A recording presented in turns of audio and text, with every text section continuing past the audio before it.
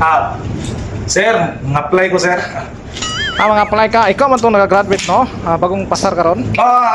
Bago ko nakapasar sa karon sa exam. Ay, umayo kayo, bago di kang nakapasar sa exam, pero kailangan mong una mo karon, kailangan nga na-bakir yun.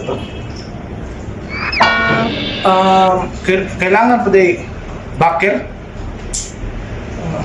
Oo, kailangan yun natay bakir, no? Kaya para dali na makasunod sa trabaho. Bakir, kailangan yun di bakir? Okay. Ay, apil din na sa requirement, sir. Oo, bisag ba unsa pa ka nga mga pasar diha, unsa pa may mga pasaran nimo mga exam diha, kailangan yun na ibakir ta kay para dali ta makasulod. Ngita lang siguro bakir po. Oo, inana yun na karon. Pero, Bakir yun ang uso karon. Graduate mo. Useless yan mo na pag-graduate kung wala kay bakir. Kailangan bakir yun.